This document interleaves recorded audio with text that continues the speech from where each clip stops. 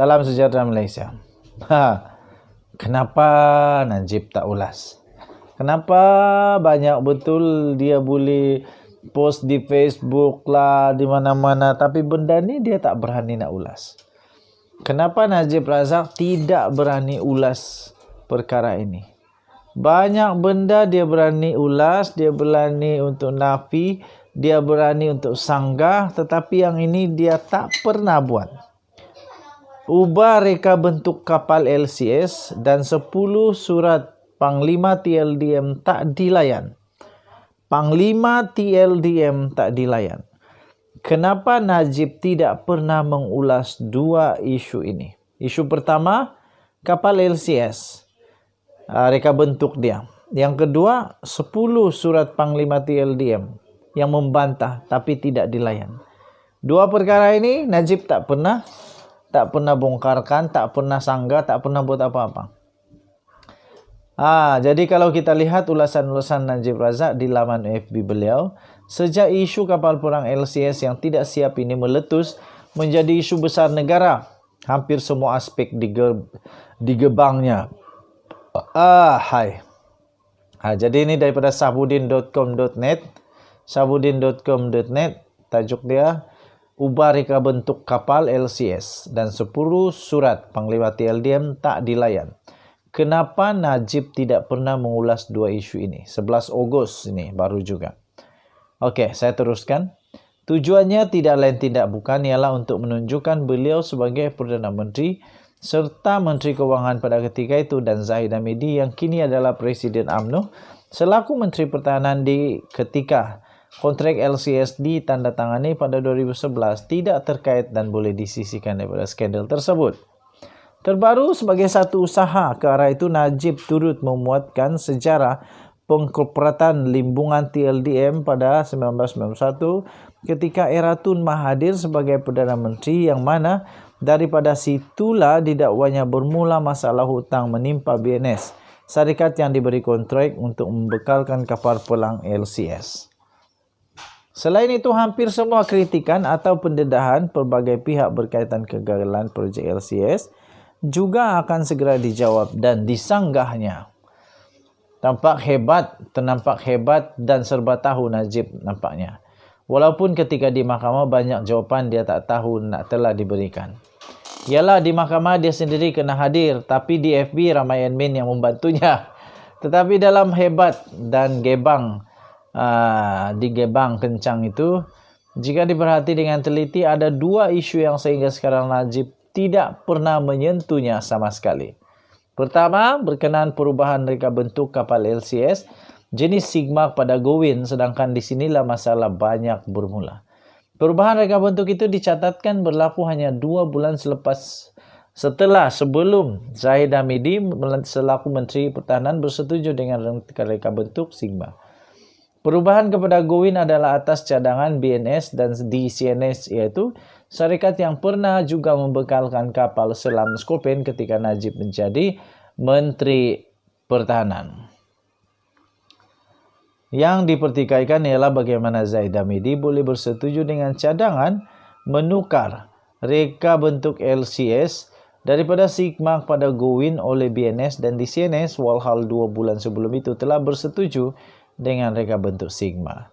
Bila reka bentuk ditukar, ia bermakna fungsinya juga turut berubah daripada kapal tempur kepada kapal peronda, yang sekaligus bermakna kosnya tentulah tidak sama lagi.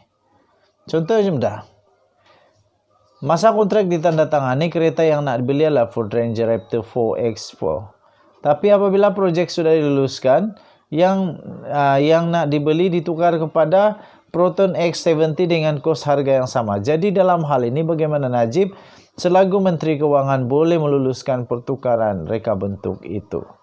Okey, so memang panas. Apakah Najib tidak meneliti dengan mendalam perubahan itu, atau adakah oleh kerana Zahid Hamidi yang menjadi Menteri Pertahanan ketika itu adalah bekas setiausaha politiknya sebelum ini, maka ia dipersetujui begitu saja? Kedua, tentang 10 surat bantahan atau teguran yang dihantar oleh bekas Panglima TLDM Dr. Abdul Aziz Jaafar berkenaan LCS tapi langsung tidak dilayan atau dibalas. Memetik kenyataan daripada Abdul Aziz kepada media, beliau dilaporkan telah menghantar sekurang-kurangnya 10 surat teguran dan rasa tidak puas hati serta pendirian daripada TLDM berhubung tata cara perolehan projek LCS. Surat rasmi berkenaan telah dihantar kepada Ketua Setiausaha Kementerian Pertahanan, Menteri Pertahanan, Ketua Setiausaha Perbendaraan, Ketua Setiausaha Negara dan juga Perdana Menteri. Sebagai Perdana Menteri dan Menteri Keuangan, kenapa Najib hanya berdiam diri dan tidak memberi sebarang respon kepada 10 surat tersebut? Kalau satu surat mungkin boleh diterima jika alasannya tidak perasan, tapi bagaimana jika sampai 10 surat yang dihantar? Sebagai Perdana Menteri, kenapa tidak merujuk kepada Kementerian Pertahanan dan Kementerian Keuangan untuk memberi respon? Lagipun yang menghantar surat itu bukan calang-calang orang, tapi seorang Panglima TLDM yang bergelar Tan Sri. Sekarang ini terlanjur Najib tengah banyak gebang kencang. Apa kata beliau secara sendirian atau bersama Zahid memberi jawapan kepada dua hal berkenaan? Daripada ditulis oleh Sabuddin Husin, diterbitkan di sabuddinhusin.com.my. 11 Ogos 2022, kita jumpa lagi. Bye-bye. Salam sejahtera Malaysia. Kali ini Najib perlu jawab soalan ini. Susah betul soalan ini. Tapi mau tidak mau dia kena jawab juga.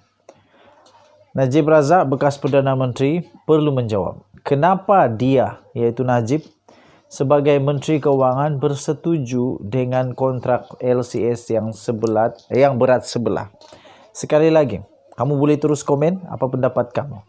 Kenapa Najib sebagai Menteri Keuangan setuju dengan kontrak LCS yang berat sebelah? Najib Razak digesa untuk menjelaskan mengapa dia sebagai Menteri Keuangan sewaktu pentadbiran Barisan Nasional memberi layanan berat sebelah kepada kontraktor utama projek kapal tempur pesisir LCS Boston Naval Shipyard Sdn Bhd BNS.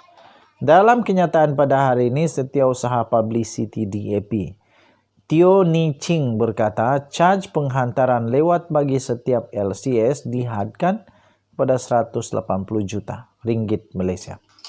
Teo berkata, jawatan kuasa kira-kira wang negara PAC menyatakan bahawa kerajaan persekutuan berhak menuntut ganti rugi tertentu dan ditetapkan LAD sebanyak 116.54 juta ringgit Malaysia menjelang 31 Disember 2019 kerana penghantaran LCS pertama sudah lewat sebanyak 245 hari. Sudah lewat pun, satu pun belum siap. Berdasarkan anggaran kiraan jumlah tersebut sehingga 31 Julai tahun ini, Teo menyatakan LAD itu boleh mencecah sebanyak 582.12 juta. Nah, katanya penghantaran LCS 2, 3 dan 4 juga lewat. Pengiraan mudah akan menunjukkan bahawa menjelang Julai 2022, jumlah LAD mengikut hari untuk LCS 1 hingga LCS 4 sepatutnya ialah ringgit Malaysia 1.57 bilion. Tetapi jumlah LAD yang boleh dituntut oleh kerajaan hanya 671 juta. Disebabkan oleh had 180 juta LAD bagi setiap kapal. Katanya, apakah rasionalnya untuk memasukkan had sebanyak 180 juta dalam kontrak yang hanya menguntungkan BNS dan meletakkan kerajaan dalam kedudukan yang sangat merugikan? Soal ahli Parlimen Kulahi itu. Teo juga menggesa Najib untuk menjelaskan kenapa dia tidak mengendahkan Pekeliling Perbendaharaan Malaysia nombor 5 tahun 2007, Pekeliling Perbendaharaan Bilangan 5 tahun 2007 yang menyatakan bahawa maksimum 25% daripada jumlah kontrak atau 10 juta ringgit Malaysia mengikut mana yang lebih rendah boleh dibayar sebagai bayaran awal dalam mana-mana kontrak. Bagaimanapun, sebanyak 1.36 bilion ringgit Malaysia telah dibayar oleh kerajaan kepada BNS sebagai bayaran awal jauh melebihi had yang telah dibenarkan di bawah garis panduan kewangan MOF yang menyebabkan surat setuju terima dipindah 2 kali. Lebih penting lagi, pembayaran sedemikian hanya boleh dibuat dengan kelulusan daripada Kementerian Kewangan. Bolehkah Najib sebagai Menteri Kewangan ketika itu tolong jelaskan kepada kami apa yang menyebabkan kelulusan itu dibenarkan? Soalnya lagi. Okey, pada 4 Ogos, pengerusi PAC Wong Kah Woh mengeluarkan kenyataan mengenai penemuan jawatan kuasa itu yang meneliti pengandalian projek LCS. Laporan itu mendedahkan walaupun tiada satu pun kapal yang siap, Putrajaya sudah membayar sebanyak 6 bilion ringgit Malaysia. Projek itu telah diluluskan pada tahun 2011 ketika itu Ahmad Zahid Hamidi merupakan Menteri Pertahanan. Manakala Najib Razak pula sebagai Menteri Perdana Menteri dan Menteri Kewangan. Selepas laporan itu dikeluarkan, Najib menyalahkan Kerajaan Pakatan Harapan sebelum ini kerana membekukan projek itu pada akhir 2019. Okey, so berita tadi itu sumber dia daripada Malaysia Kini, diterbitkan semula di syahbudin.com.